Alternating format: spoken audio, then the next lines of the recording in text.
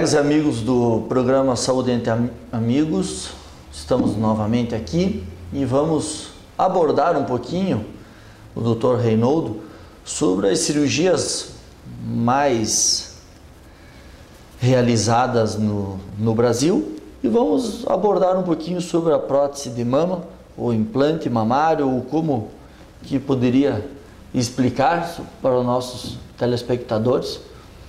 Suas palavras. Pois não. A sociedade tem uma preocupação de mostrar, de pesquisar, né, e ver qual é o tipo de cirurgia que mais se fazem. No questão de 1 ano ou 2 anos atrás foi feita uma enquete nacional. Então, no homem, a cirurgia mais comum é a cirurgia plástica de pálpebras, né, a blefaroplastia. Né, a seguir o nariz, né.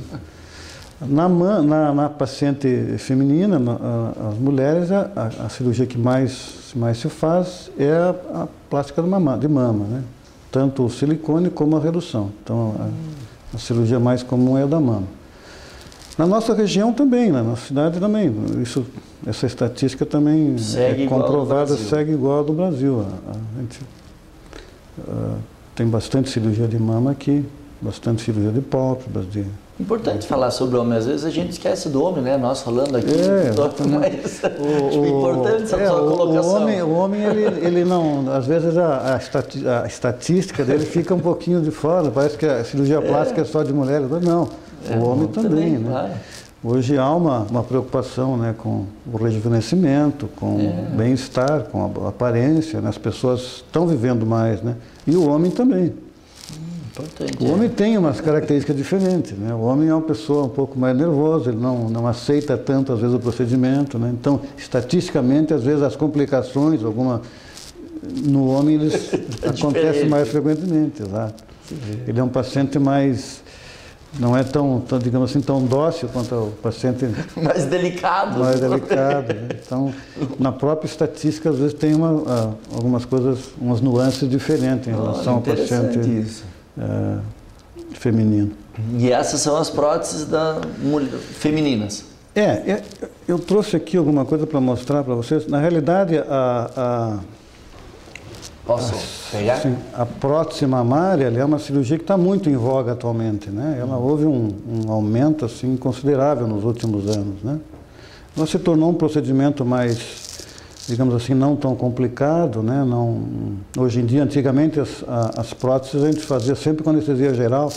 Hoje, com o advento dessa nova medicação, com sedativos, tu pode fazer uma cirurgia dessas, com anestesia local, com uma sedação, então o paciente permanece poucas horas no hospital, pode retornar ao seu lar tranquilamente, né? Então, as próteses, elas evoluíram, né? As primeiras próteses, tu comparar, isso seria um medidor, né? Mas a mulher chega aqui, eu quero colocar. Aí você começa a conversar com ela e tem que examinar. Tem que examinar. Depois de examinar, tu vai fazer uma medição, né? Então, isso são medidores, né? Então, para tu ver mais ou menos, para o paciente ter uma noção da quantidade, o paciente não sabe qual é o, né? Nós até comentávamos antes, né? Os americanos têm um procedimento um pouquinho diferente em relação à prótese. Eles têm um programa de computador, né? Nossa. Então, tu coloca a tua paciente, ela mede em altura, peso, a elasticidade da pele, né? E tudo é colocado num programa. E depois sai um certificado no final, né? Definindo qual é o número. Sério? Nós não usamos isso no Brasil, né? Só que nos Estados Unidos, por exemplo, se você não proceder dessa maneira, você pode ser processado pelo não uso desse programa. Eles aceitam aquilo como uma coisa científica, claro, né, que nós não temos. O nosso há uma medição, né? E a gente tem alguns certos problemas também quanto à certificação digital, né? De você fazer uma montagem digital dessa e às vezes o efeito não é o mesmo. Não é o mesmo. Então, a pele, o tecido trabalha de uma forma diferente. Trabalha diferente, né? Então, está muito em voga as próteses, né? Agora, essa semana, nós ficamos sabendo na França, né? Aqueles problemas das próteses, ocorrendo algumas próteses com problemas, né? Então, a pessoa está sendo julgada, então vai haver uma decisão. Mas as próteses, elas evoluíram nesses últimos 30 anos, né? Elas eram antigamente lisas, né? Então, essas próteses, naquela época se achava que existia muita contratura, que é uma cicatriz exagerada que pode formar em relação em cima da prótese. Então, elas eram lisas. Foi se modificando o formato dela, e elas hoje não são mais lisas, são rugosas. Né? São rugosas, né? Então, isso possibilitou de você fazer um procedimento. Então, se supunha naquela época que a prótese tinha que ficar em cima da costela. Então se achava que o tecido duro, o tecido ósseo da arcada costal, aquele tecido sobre a prótese, aquela massagem endurecida impedia de formar essa contratura. E aquilo não diminuiu, né? Tinha contratura igual. Então houve uma modificação, as próteses começaram a passar a ser rugosas.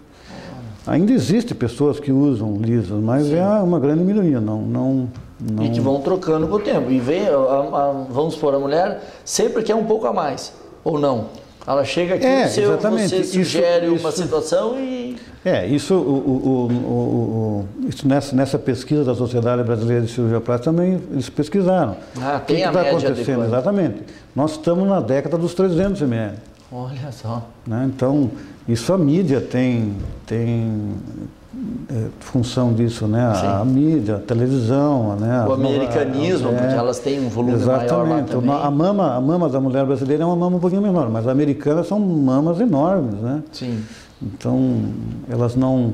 A nossa paciente tem um outro perfil, mas ela está aumentando. Nós estamos vendo, na década passada se usava a média de 200, 250, né? Agora nós estamos na média de 300. Isso está se notando, a pesquisa mostra isso, né? Há um aumento do volume. E as técnicas também, para se colocar essa prótese na mama, tem Exatamente. Isso, com o advento dessa mudança de prótese, as próteses antigas, digamos, eu passei por esses dois períodos, né? De colocar submuscular, né? Colocar a prótese abaixo da musculatura, e hoje a maioria usa sobre a musculatura, com o advento dessas próteses novas, né? Então, naquela época, as primeiras cirurgias que a gente fazia, né, se colocava, a maioria das vezes, embaixo da musculatura, então, embaixo do músculo peitoral, né? E daí incisão diferente, forma diferente? A incisão era mais ou menos a mesma, mas o plano onde se encontrava era outro, né? Hoje é um plano mais subglandular, né, subfacial. Então é um plano mais comum, que deixa mais natural, é um processo, digamos assim, menos trabalhoso. E que não dá problema também para se alimentar, se a mulher for amamentar... Ela pode amamentar, ela vai ter o perfil familiar, né? Não vai ter problema. A prótese não impede ela de amamentar. E que vai ter também algum problema depois, pode ser pela amamentação, que daí possa ser trocado. Pode acontecer essa troca. O fabricante, né, ele apregou que as próteses devem ser trocadas, digamos, em torno de 15 a 20 anos. Né? Mas, normalmente, o paciente que usa uma prótese, ele é um paciente que não tem filhos, né? Então vai ter filhos a seguir. Então, normalmente, há uma mudança com a gravidez, a flacidez de pele. Então, normalmente... Tu acaba trocando, fazendo eventualmente um reparo para corrigir essa flacidez. Como sempre no nosso programa aqui tem acontecido isso. O tempo é curto, acho que vão ter que mudar isso, aumentar, porque o papo está maravilhoso com o Dr. Reinoldo, né? Pessoal do canal 12, TV Cidade. Vamos para mais um break e logo voltamos.